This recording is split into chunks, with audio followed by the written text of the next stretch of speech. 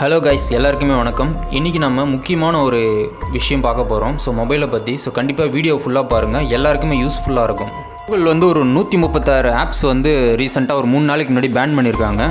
So grip டார்ஸ் அப்படின்ற ஒரு virus வந்து 136 அப்ளிகேஷனில் வந்து அட்டாக் பண்ணியிருக்கிறதா சொல்லிட்டு கண்டுபிடிச்சிருக்காங்க. அந்த அப்ளிகேஷன்ஸ் என்ன பண்ணுது அப்படின்னா, உங்களுக்கு தெரியாமலே உங்களுடைய அக்கௌண்ட்டில் இருந்து உங்கள் மொபைல் மூலமாக வந்து காசை வந்து அமௌண்ட்டை வந்து டெபிட் பண்ணி எடுத்துக்குது அப்படின்னு சொல்லிட்டு கண்டுபிடிச்சிருக்காங்க. இதனால் வந்து ஒரு மில்லியன்ஸ் ஆஃப் அமௌண்ட் வந்து பறி போயிருக்கிறதா வந்து கூகுள் கிட்ட கம்ப்ளைண்ட் பண்ணியிருக்காங்க. ஸோ இந்த கூகுள் வந்து அந்த அப்ளிகேஷனோட கோட்ஸ் எல்லாம் ரிவ்யூ பண்ணிவிட்டு, ஸோ நிஜமாகவே இந்தமாரி அப்ளிகேஷன்ஸ் இருக்குது அப்படின்னு சொல்லிட்டு கூகுள் ப்ளே ஸ்டோர்லேருந்து ஒரு 136 ஆப்ஸையும் ரிமூவ் பண்ணிட்டாங்க.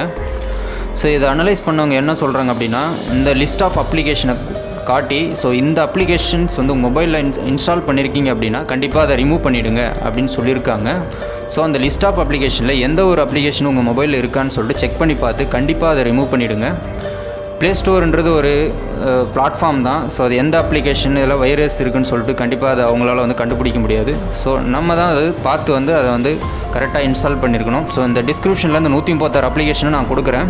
அதிலிருந்து உங்களுக்கு எந்த ஆப் வந்தாலும் உங்கள் மொபைலில் இன்ஸ்டால் பண்ணியிருக்கீங்க அப்படின்னா கண்டிப்பாக உடனே அதை ரிமூவ் பண்ணுங்கள்.